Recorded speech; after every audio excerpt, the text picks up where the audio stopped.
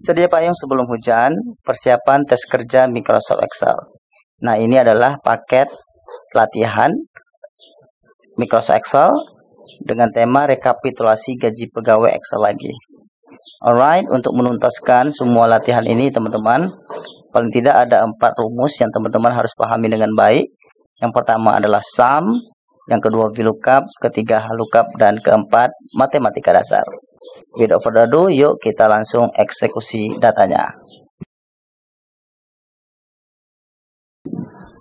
Nah, pertama kita akan coba menentukan gaji berdasarkan kelas. Ini adalah sumber datanya teman-teman. Kelas A gajinya 2 juta, kelas B 3 juta, dan kelas C 4 juta. Kira-kira fungsi apa yang bisa kita gunakan? Yap, benar sekali. Kita menggunakan fungsi VLOOKUP teman-teman. Karena sumber data kita berada di tabel berbentuk vertikal. VLOOKUP, vertical lookup. Sama dengan VLOOKUP, buka kurung. Pertama kita klik lookup value teman-teman. Nah, ini ada panduannya. Kita ikuti saja panduannya teman-teman ya. Lookup value atau yang menjadi acuan pemanggilan data kita. Kira-kira yang mana menjadi lookup value dalam kasus ini teman-teman? Benar sekali, lookup value-nya adalah kelas A ini yang berada di sel E4. Kita akan tentukan berapa sih gaji kelas A gitu. Maka lookup value-nya adalah kelas A ini. Kemudian titik koma, kita lanjutkan. Nah, diminta untuk mengisikan tabel array teman-teman. Namanya tabel array. Atau sederhananya sumber data kita. Nah, ini adalah tabel array kita. Artinya data yang akan kita panggil berada di array ini. Karena rumus ini ingin kita kopikan ke bawah, jangan lupa dikunci tabel array-nya. Tekan F4 atau Fn F4. Sehingga ada tanda dolarnya seperti itu teman-teman ya. Artinya tabel array kita sudah kita kunci selnya. Sehingga ketika kita kopikan nanti rumusnya ke bawah, tabel array-nya tidak bergeser. Atau sel tabel array-nya tidak bergeser. Tetap E12 sampai H14.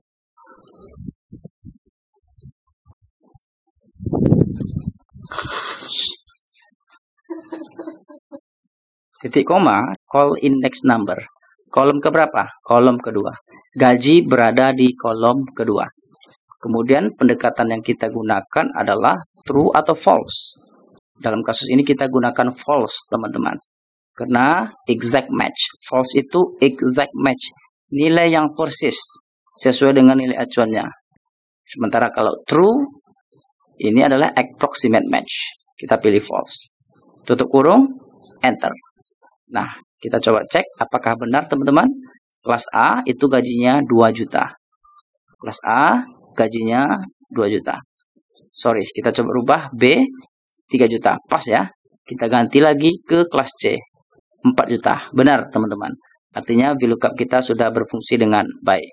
Langkah berikut kita tinggal kopikan rumusnya ke bawah. Drag down ke bawah. Selesai.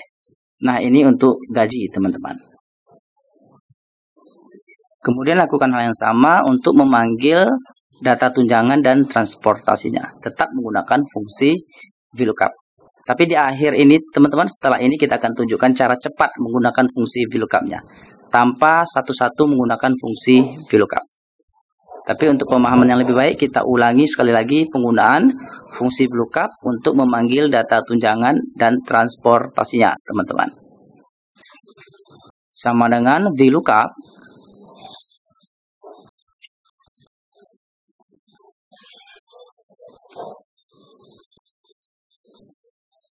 Adapun yang menjadi lookup value-nya adalah kelas. Ya, teman-teman, kita akan panggil tunjangan berdasarkan kelas ini. Kelas C ya. Titik koma. Kita seleksi tabel array atau sumber data kita. Kita panggil data di array ini. Jangan lupa dikunci Fn4, F4 atau F4 saja. Titik koma. Tunjangan berada di kolom ke-3. Benar ya, kolom ke-3. Kelas kolom 1, gaji kolom 2, tunjangan kolom 3. Tetap pendekatan yang kita gunakan lagi-lagi adalah false. Karena data yang kita ambil adalah data yang persis. Tutup kurung, enter. Nah, tunjangan untuk kelas C 3 juta, kita cek di data sumber, benar ya teman-teman. C 3 juta, benar. Kita kopikan rumusnya ke bawah, selesai. Nah, sesimpel itu teman-teman. Kita akan coba lagi memanggil data transportasi, lakukan hal yang sama. Tapi ingat teman-teman ya, setelah ini kita akan coba kasih tahu cara cepatnya tanpa menggunakan fungsi VLOOKUP berulang-ulang. Nah, ini untuk pemahaman saja, kita ulangi sekali lagi teman-teman. Kunci tabel array-nya, kemudian titik koma, call index number, transportasi berada di tabel keempat. Ya, transportasi berada di tabel kolom keempat. Kemudian tetap menggunakan pendekatan 0 atau false. Sama teman-teman. 0 atau false itu sama saja. Tutup kurung, enter. Benar atau tidak? Paket C transportasinya 400.000, C 400.000. Nah, artinya fungsi VLOOKUP kita bekerja dengan baik. Kita kopikan rumusnya ke bawah. Tada, selesai. Nah, mungkin ada yang bertanya, emang harus berulang-ulang ya menggunakan fungsi VLOOKUP-nya? Bisa nggak sekaligus saja kita menggunakan fungsi VLOOKUP? Untuk gaji, tunjangan, transportasi sekaligus saja. Tanpa berulang-ulang menggunakan fungsi VLOOKUP. Bisa teman-teman. Lakukan trik yang satu ini. Kami akan coba bagi trik menggunakan VLOOKUP dengan cepat. Kita ulangi lagi sama dengan VLOOKUP. Nah, di sini nanti teman-teman kita akan kombinasikan untuk indeks kolom number itu menggunakan fungsi kolom. Nah, ini caranya sama dengan tadi, tapi bedanya di bagian call index number. Pemanggilan data berdasarkan kolomnya. Di situ letak bedanya nanti teman-teman. Kalau tadi kan kita memanggil data berdasar kolom secara manual ya. Kita isikan nomor kolomnya. 1, kolom 2, kolom 3, dan kolom 4 gitu ya. Tadi gaji berada di kolom 2, tunjangan berada di kolom 3, dan transportasi berada di kolom 4. Kita masukkan angka kolomnya satu persatu. Tetapi dengan trik ini kita kombinasikan dengan fungsi kolom. Jadi dinamis teman-teman. Kolomnya itu dinamis. Kita bisa tentukan sendiri. Oh ya teman-teman, jangan lupa kita kunci terlebih dahulu kolom E-nya. Karena ketika kita copy ke samping nanti kita tidak pengen bergeser ya. Kolom E-nya kita tidak pengen bergeser. Karena nilai acuannya sama ya. Gaji menggunakan nilai acuan kolom E juga. Yang mana kelas berada di kolom E tersebut. Tunjangan nanti juga berada di kolom E. Sumber datanya, acuan datanya. Kemudian transportasi juga berada di kolom E. Maka kita kunci kolom E dengan memberikan tanda $, sebelum huruf E-nya. Artinya saat ini kolom E-nya terkunci teman-teman. Tetapi baris tidak terkunci. Angka 4 tidak berbaris. Tidak kunci maksudnya. Baris keempat tidak kita kunci. Nah, kalau saat ini berarti kolom dan baris kita kunci nih teman-teman. Ketika kita copy ke samping rumusnya atau ke bawah, maka selnya tidak bergeser, tetap E4. Nah, tetapi kalau sekarang kita hanya mengunci kolom. Karena nanti untuk copy ke bawah kita ingin barisnya tetap bergerak secara dinamis gitu. Ya, tabel array sama teman-teman dengan cara yang tadi. Jangan lupa dikunci Fn F4 atau F4 saja. Tergantung settingan laptop kita. Oke, sehingga muncul tanda $, seperti ini teman-teman. Baris dan kolomnya kita kunci. Semuanya kita kunci. Kalau tabel array, baris dan kolomnya kita kunci semuanya. Titik koma kita lanjutkan dengan call index number. Nah, kalau tadi kan kita masukkan nomor kolomnya manual ya teman-teman. Kalau mau manggil gaji berarti kolom 2, mau manggil tunjangan kolom 3 dan seterusnya. Kalau sekarang kita pakai fungsi kolom teman-teman, menentukan nomor keberapanya, kolom keberapanya. Maka kita akan klik referensi kolomnya. Jadi begini maksudnya teman-teman. Kalau teman-teman mengklik A1 berarti itu kolom 1. Kalau B kolom 2, kalau C kolom 3, kalau D kolom 4. Begitu maksudnya teman-teman. Jadi nanti dia bisa bergerak secara dinamis ketika kita kopikan rumusnya ke bawah.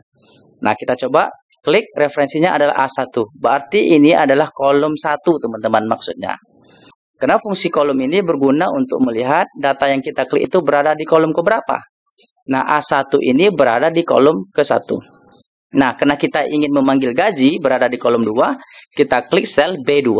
Artinya, panggil data yang ada di kolom 2. Begitu maksudnya teman-teman. Tutup kurung.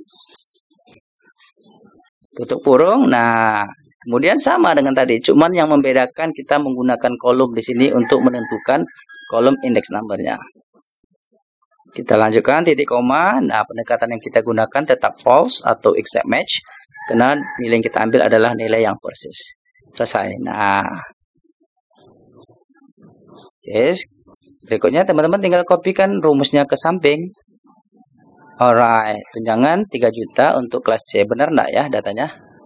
Benar teman-teman, tunjangan kolom C. Karena referensi kolom tadi bergerak, dia bergeser teman-teman. Kita cek, nah sekarang dia berada di C2, artinya kolom ketiga. Saya ulangi, A kolom pertama, B kolom 2, kalau C berarti kolom ketiga. Jadi logikanya seperti itu. Coba kita geser ke samping lagi, kita copy lagi ke samping. Nah, C kolom keempat ya, transportasi berarti kolom keempat, kita cek. Nah, referensinya itu adalah D2. Berarti kolom index numbernya itu adalah kolom keempat. Nah, kira-kira seperti itu ya teman-teman. Mudah-mudahan dapat dipahami logikanya ya. Jika masih ragu teman-teman silakan nanti tanya di kolom komentar. Nah, kita tinggal kopikan rumusnya ke bawah seperti ini. Tada, selesai semua teman-teman. Sesimpel itu. Mudah-mudahan dapat ya logikanya.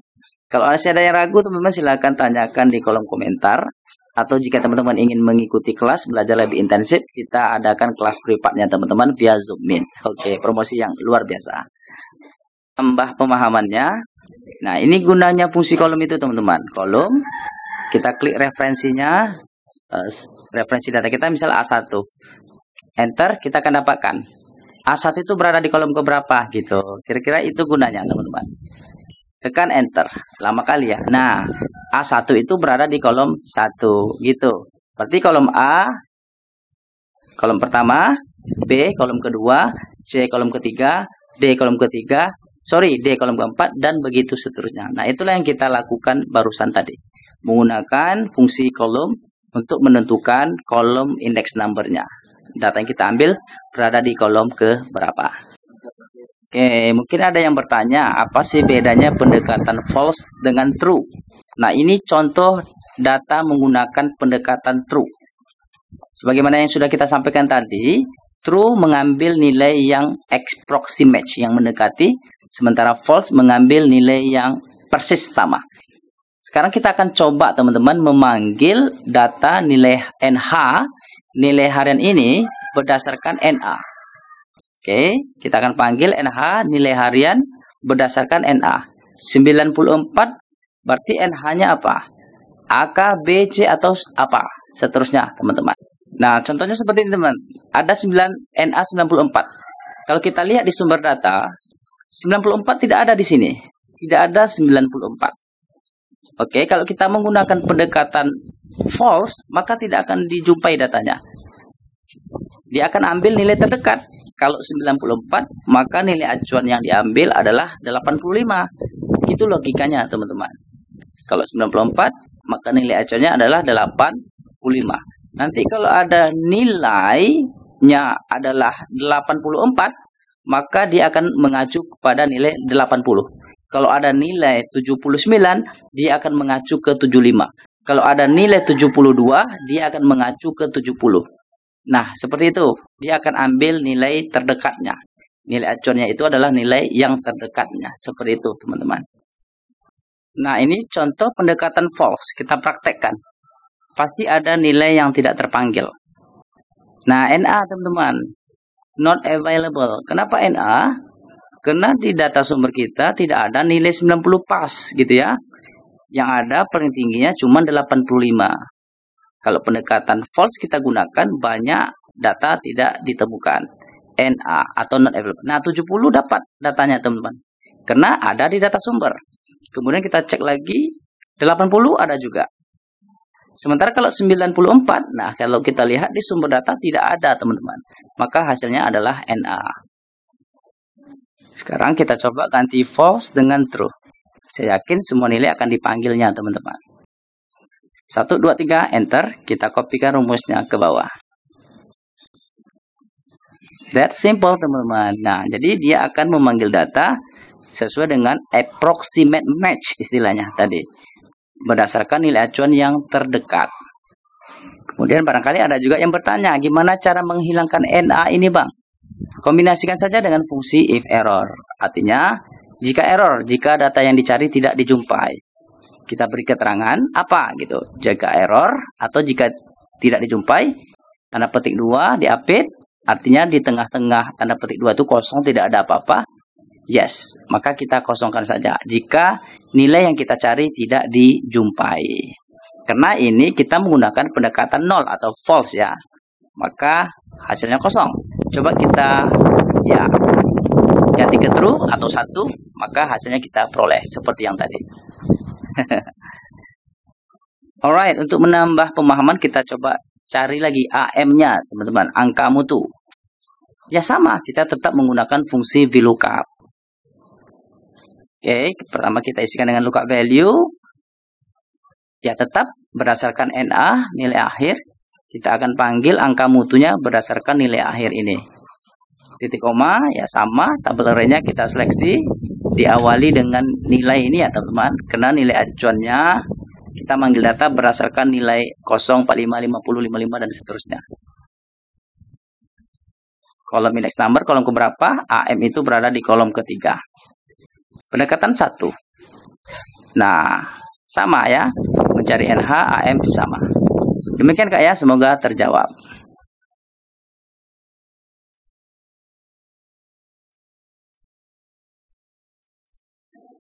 Next, kita lanjut mencari total gaji. Sum, berarti kita menjumlahkan gaji, tunjangan, dan transportasi. Sorry, salah geser teman-teman. Kita ulangi kembali. Sama dengan sum, buka kurung, seleksi gaji, tunjangan, dan transportasi. Enter. Tinggal kopikan rumusnya ke bawah. That simple. Kita lanjut. Kita akan cari pajaknya. Berapa pajaknya berdasarkan kelas. Nah, kira-kira fungsi apa yang kita gunakan, teman-teman? Ya, ini adalah sumber datanya. Kalau A, pajak 2%, B 4%, dan C 6%. Kalau kita lihat, sumber datanya ini berbentuk horizontal ya, teman-teman. Atau data yang kita panggil berdasarkan baris. A, 2%, baris kedua. B, 4%, baris kedua. C, 6%, baris kedua. Kita panggil data berdasarkan baris. Maka kita gunakan fungsi HLOOKUP. Nah, ya kita gunakan fungsi HLOOKUP. Karena data yang kita panggil berdasarkan baris. Kalau VLOOKUP berdasarkan kolom. Itu saja bedanya, teman-teman. Kalau HLOOKUP berdasarkan baris atau horizontal. Kita eksekusi biar lebih paham, sama dengan HLOOKUP. Panggil data dari sumber datanya yang horizontal. Tabel array pertama kita isikan dengan lookup value, sama dengan VLOOKUP tadi. Kita klik lookup value-nya, titik koma, tabel array-nya. Nah, sama. Kita seleksi array datanya. Oke, sorry, bergeser. Hati-hati ya teman-teman. Hati-hati. Pelan-pelan. Sorry. Kita ulangi ya, alun-alun asal kelakon. Alright, ini adalah tabel array-nya. Jangan lupa dikunci teman-teman, karena kita ingin kopikan ke bawah nanti. F4 atau FN F4. Nah, sehingga ada dolar seperti ini. Kemudian titik koma. Lama kali ya. Oke, kemudian titik koma. Kita lanjutkan dengan, ini bedanya teman-teman. Kalau HLOOKUP, row index number. Baris keberapa? Row itu artinya baris. Baris keberapa data yang mau dipanggil itu? Nah, kalau ABC baris pertama, kalau persennya baris kedua. Maka kita isikan dengan angka 2. Artinya panggil data yang ada di baris kedua. Pendekatannya sama, dalam kasus ini false, karena nilai yang kita ambil adalah nilai yang persis. Tutup kurung, enter. That simple. Nah, kenapa bisa 0? Adakah yang mengetahui kenapa hasilnya bisa 0? Jangan panik teman-teman. Ini sepertinya masalahnya ada di format number. Kita coba cek format number kita ya teman-teman. Kita cek di home, kemudian nah di sini teman-teman. Pantasan kita menggunakan accounting tadi, pilih percentage. Maka hasilnya 6%. Coba kita ganti format general 0,06. Hasilnya kita ganti ke percentage. Kalau currency 0 rupiah. Kita ganti ke percentage, persentasenya teman-teman. Nah, hasilnya 6%. Kopikan ke bawah seperti ini. Alright. Kalau kelas C 6%, kelas A 2%, kelas B 4%, B 4%, dan C 4%. Nah, ini kalau ingin menentukan persennya. Cuman di sini kan kita ingin menentukan berapa besaran angka jumlah rupiahnya gitu. 6% dari total gaji berapa rupiah gitu. 2% dari total gaji berapa rupiah? Nah, di sini kita tinggal tambahkan, kita kalikan saja dengan total gajinya, teman-teman. Nah, beri tanda kali, tanda bintang itu maknanya kali ya, teman-teman. Kemudian kita seleksi total gajinya. Wah, hasilnya segini ya, teman-teman. Kenapa? Aduh, ayo. Ada yang tahu kenapa begini hasilnya? Ya, lagi-lagi masalah format number. Kita kembalikan ke number biasa, teman-teman, atau general. Nah, 444.000. Artinya 6% dari 7.400.000 adalah 444.000. Begitu maknanya, teman-teman. Kemudian kita kopikan rumusnya ke bawah seperti biasa. Nah, 2% dari 6 juta adalah 120.000. Kita kembalikan kita pilih saja currency ya, teman-teman, yaitu mata uang. Simple ya, kita dapatkan pajaknya. Berarti pertama kita tentukan persennya menggunakan fungsi lookup tadi, kemudian kita kalikan dengan total gajinya. Artinya sekian persen dari total gaji adalah, nah ini hasilnya ya, sesuai dengan ada di kolom pajak kita. Untuk menentukan gaji bersih, simple, sederhana sekali. Kita tinggal kurangkan total gaji, kita kurang dengan pajak yang harus dibayarkan. Maka itu adalah gaji bersihnya. That simple, teman-teman. Tinggal kopikan rumusnya ke bawah. Lakukan hal yang sama, ganti format numbernya ketika kita ingin memberikan tanda rupiah, currency.